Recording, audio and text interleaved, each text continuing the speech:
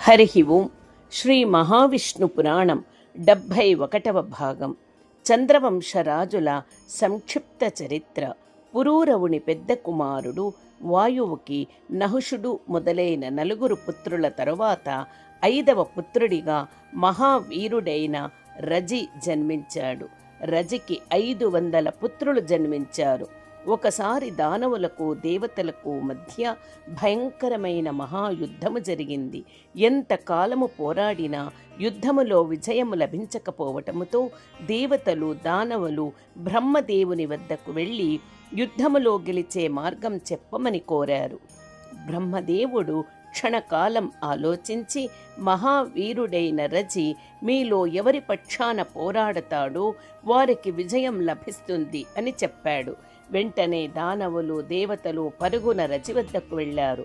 మొదట చేరిన దానవులు రజిని తమ పక్షాన పోరాడమని కోరారు. రజి వారితో యుద్ధానంతరం ఇంద్ర పదవి నాకిస్తే మీ తరపున పోరాడతానని చెప్పాడు. దానవులు ఒప్పుకోక, మేము పోరాడుతున్నదే దేవతలను ఓడించి ఇంద్ర పదవి పొంది స్వర్గముపై రాజ్యము చేయాలని చెప్పి వెళ్ళిపోయారు. ఇది తెలిసిన దేవతలు ఇంద్రుని వెంట వచ్చి రజిని తమతో ఉండి దానవులతో యుద్ధం చేయమని అడిగారు. రజి దానవులకు చెప్పినట్లే దేవతలకు చెప్పి యుద్ధానంతరం ఇంద్ర పదవి నాకివ్వాలన్న నియమం చెప్పాడు. ఇంద్రుడు మొదట యుద్ధం గెలవడం ముఖ్యం, తర్వాత ఇంద్ర పదవి ఇవ్వడం గురించి ఆలోచించవచ్చును అని మనస్సులో అనుకుని ఇంద్ర పదవి ఇవ్వటానికి ఒప్పుకొన్నాడు. రజి దేవతల పక్షాన పోరాడటంతో యుద్ధములో దేవతలు దానవులపై విజయం సాధించారు. యుద్ధానంతరం ఇంద్రుడు మనస్సులో ప్రణాళిక రచించుకున్నాడు. రజిని స్వర్గానికి తీసుకువెళ్ళి ఇంద్రాసనం చూపించి రజికి నమస్కరించి, మహాభాగా, ప్రాణదానము చేసినవాడు, భయం పోగొట్టినవాడు తండ్రితో సమానం అని వేదాలు శాస్త్రాలు చెబుతాయి. మీరు మా అపజయం భయం పోగొట్టి తండ్రి సమానులయ్యారు. నా తండ్రిగా ఇంద్ర సింహాసనం అధిష్ఠించి నన్ను పుత్రునిగా అంగీకరించండి అని ప్రార్థించాడు. రజి చక్రవర్తి ఇంద్రుని మాటల్లోని మర్మం అంతరార్థం గ్రహించాడు. నవ్వుతూ ఇంద్రుని చూసి, ఇంద్ర, నన్ను తండ్రిగా స్వీకరించడము వలన నీవు నాకు పుత్రుడివి అయ్యావు. పుత్రుని శత్రువులతో పోరాడి కుమారుని రాజ్యం కాపాడిన తండ్రి కుమారుని రాజ్య సింహాసనం అధిష్ఠించడం ధర్మసమ్మతము కాదు.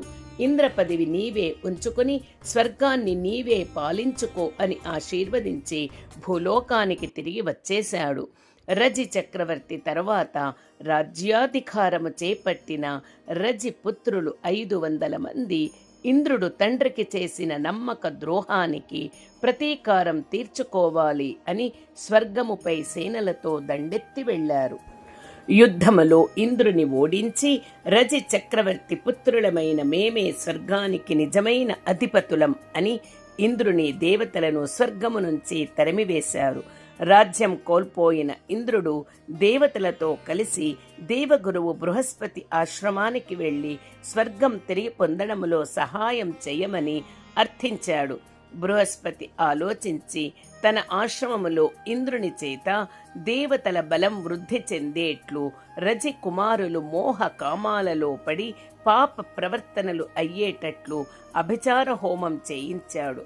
యాగం పూర్తవ్వగానే స్వర్గలోకంలో రజిపుత్రులు రంభాది అప్సరసల మోహ మాయలలో పడి పాపవర్తనులు అయ్యారు. ఇంద్రాది దేవతల బలం శక్తి ద్విగుణీకృతం అయ్యింది. వెంటనే ఇంద్రుడు దేవతల సేనలతో స్వర్గముపై దాడి చేసి సుఖభోగాలలో బలహీనులైన రజి చక్రవర్తి కుమారులను ఓడించి సంహరించి స్వర్గలోకానికి అధిపతి అయి ఇంద్ర పదవి చేపట్టాడు. ఆయువు 3వ కుమారుడు రంభునికి సంతానం కలుగలేదు. 4వ కుమారుడు క్షత్రవృద్ధునికి ప్రతిక్షత్రుడు అనే కుమారుడు కలిగాడు. అతనికి 4 కుమారులు కలిగారు. వీరి పుత్రుల వలన వంశం వృద్ధి చెంది క్షత్రవృద్ధుని వంశంగా పేరు చెందింది. యదువుకి సహస్రజిత్తుడు, క్రోష్టి, నలుడు, రిపుడు అనే 4 కుమారులు జన్మించారు. యదు వంశము నుండి వృష్టి, భోజ, కుకుర, అంధక ఉపవంశాలు ఏర్పడి విస్తరించాయి. శ్రీ మహావిష్ణువు శ్రీకృష్ణుడిగా వృష్టి వంశములో వసుదేవునికి పుత్రునిగా జన్మించాడు. క్షత్రియునిగా కౌశికి నామముతో జన్మించి బ్రహ్మర్షి అయిన విశ్వామిత్రునికి మధుచంద్రుడు, జయుడు, కృతదేవుడు మొదలైన 100 కుమారులు జన్మించారు. వీరి వలన కౌశిక గోత్రము ఏర్పడింది. పుత్ర పౌత్రాభివృద్ధితో వంశం వృద్ధి చెందింది. ఇవి కాకుండా చంద్రవంశము నుండి తుర్వసు వంశం, దృహ్య వంశం, అంగవంశం, పురువంశం, మగధ వంశం మొదలైన వంశాలు శాఖోపశాఖలుగా విస్తరించి వృద్ధి చెందాయి. బలరామ శ్రీకృష్ణులతో పాటు పాండవులు, భీష్మాదులు మొదలైన అనేక మంది గొప్పవారు చంద్రవంశజులై జన్మించారు. హరి ఓం తత్సత్. శ్రీకృష్ణార్పణమస్తు.